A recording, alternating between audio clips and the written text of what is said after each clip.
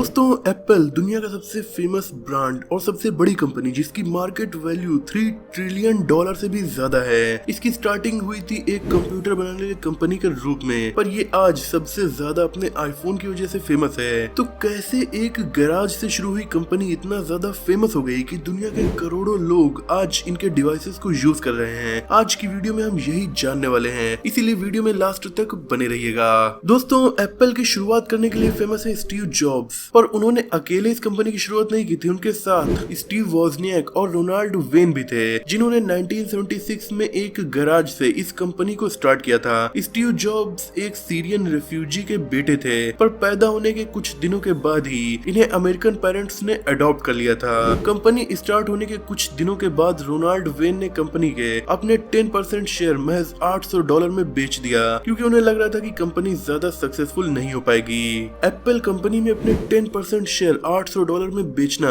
दुनिया की सबसे महंगी गलतियों में से एक है, क्योंकि आज एप्पल में 10% शेयर की वैल्यू $280 अरब होती। इस लिहाज से रोनाल्ड वेन आज दुनिया के सबसे अमीर इंसान होते। रोनाल्ड वेन के जाने के बाद कंपनी की जिम्मेदारी स्टीव जॉब्स और वोजनियाक पर थी। वोजनियाक ने ही एप्पल के पहले कंप्यूटर एप्पल 1 को डिजाइन किया था। इसे इन्होंने अपने हाथों से ही बनाया था। कंपनी लॉन्च होने के महज 1 साल के बाद एप्पल 2 कंप्यूटर 1977 में लॉन्च किया गया। इसे भी स्टीव वोजनियाक ने ही डिजाइन किया था। इसमें कीबोर्ड कनेक्टेड था। इसके अंदर स्प्रेडशीट का एक ऐप था जो बिजनेसेस को रन करने के लिए काफी ज्यादा हेल्पफुल माना गया। ये कंप्यूटर काफी हिट साबित हुआ। 3 साल के बाद और भी इम्प्रूव्ड वर्जन एप्पल 3 को लॉन्च किया गया, पर ये इम्प्रूव्ड वर्जन दिखने में काफी फ्यूचरिस्टिक था, लेकिन फिर इसके अंदर कुछ कमियां भी सामने आने लगी। सबसे बड़ी कमी थी इसका हीटिंग इशू। ये इतना ज्यादा हीट करने लगता था कि इसकी मदरबोर्ड अंदर पिघल जाती थी। इन्हीं सब प्रॉब्लम्स की वजह से ये कंप्यूटर फ्लॉप हो गया और इस प्रोडक्ट से एप्पल कंपनी को बहुत ज्यादा नुकसान हुआ। पर क्योंकि एप्पल 2 काफी हिट था, इसीलिए इस नुकसान को एप्पल कंपनी ने सह लिया। 1988 में कंपनी इतनी बड़ी हो चुकी थी कि एप्पल ने अपना आईपीओ लॉन्च कर दिया और फिर शेयर मार्केट में लोग इस कंपनी के शेयर्स की खरीद फरोख्त भी कर सकते थे। अपने कंप्यूटर्स को लॉन्च करने के साथ साथ एप्पल ने अपने ऑपरेटिंग सिस्टम मैकिंटॉश और लीसा के साथ पीसी को लॉन्च करना शुरू किया। मैक तो आज भी पॉपुलर है, पर इनका ऑपरेटिंग सिस्टम लीसा, इसका शायद आप नाम भी पहली बार सुन रहे होंगे, क्योंकि लीसा जिस कंप्यूटर में आता था, इस पूरे सेटअप की कीमत उस टाइम $10,000 थी।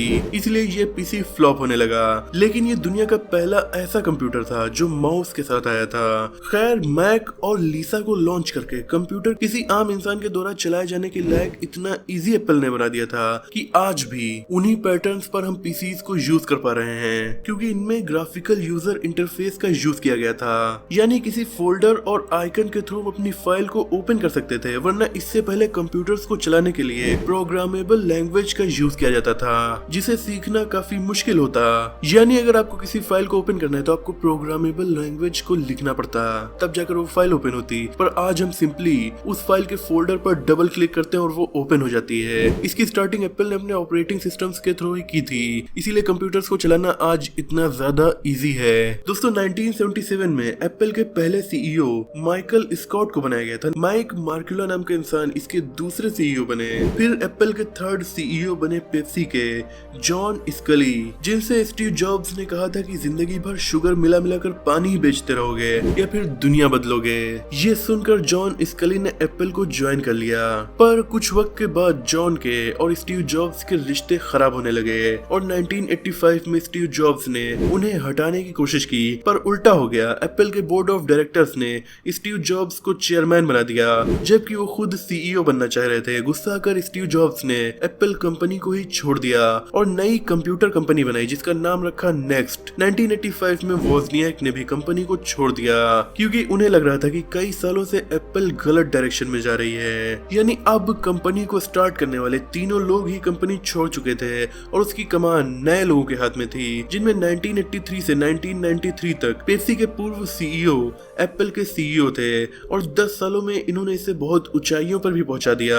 कंपनी इतनी ज्यादा प्रॉफिटेबल हो गई कि 1993 में इसका रेवेन्यू $8.3 बिलियन हो गया था। पर फिर कुछ गलत डिसीजन हुए, कुछ नए प्रोडक्ट लॉन्च किए गए जो कि फ्लॉप हो गए। नतीजा ये हुआ कि बोर्ड ऑफ डायरेक्टर्स ने जॉन स्कली को भी सीईओ के पद से हटा दिया। नए सीईओ के सामने एप्पल कंपनी तेजी से नीचे गिर रही थी। मार्केट में कंप्यूटर कंप्यूटर के नए खिलाड़ी आ चुके थे जिनमें माइक्रोसॉफ्ट सबसे आगे निकल रहा था। 1996 में एक नए सीईओ गिल एमेलो को भी बनाया गया। एक साल तक ही वो कंपनी के सीईओ रहे, लेकिन इस दौरान उन्होंने स्टीव जॉब्स की नेक्स्ट कंप्यूटर कंपनी को $400 मिलियन में खरीद लिया ताकि वो इसके ऑपरेटिंग सिस्टम्स को एप्पल के कंप्यूटर के लिए यूज कर सके। हालांकि तब तक एप्पल लॉस में चलने लगी थी। बहुत से प्रोडक्ट को कंपनी बना रही थी पर वो सक्सेसफुल नहीं हो पा रहे थे। हालत तो ये थी कि 1997 में कंपनी बैंकरप्सी की कगार पर पहुंच गई थी। फिर $150 मिलियन की इन्वेस्टमेंट इसमें बिल गेट्स ने की और नया सीईओ स्टीव जॉब्स को एक बार फिर से बना दिया गया। इस इन्वेस्टमेंट के बाद स्टीव जॉब्स ने एप्पल सीईओ बनकर खुद अनाउंस की। सीईओ बनते ही स्टीव जॉब्स ने कंपनी में बहुत सारे बदलाव किए और फालतू के सभी प्रोडक्ट्स को बंद कर दिया।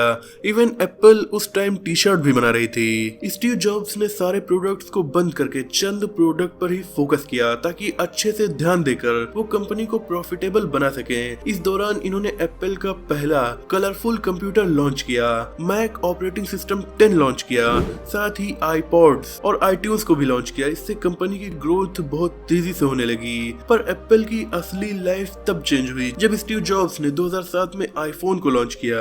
ये उस टाइम का रिवॉल्यूशनरी प्रोडक्ट साबित हुआ, जिसके लॉन्च होने के बाद नोकिया और ब्लैकबेरी जैसी कंपनीज ही मार्केट से गायब हो गई। बाद में आईपैड और फिर मैकबुक एयर को भी लॉन्च किया गया, जिससे लैपटॉप की दुनिया ही बदल दी गई। पर इसके बाद स्टीव जॉब्स को पैनक्रियाटिक कैंसर हो गया, इसीलिए उन्होंने इस कंपनी की कमान टिम कुक को सौंप दी और अपना इलाज करवाने लगे।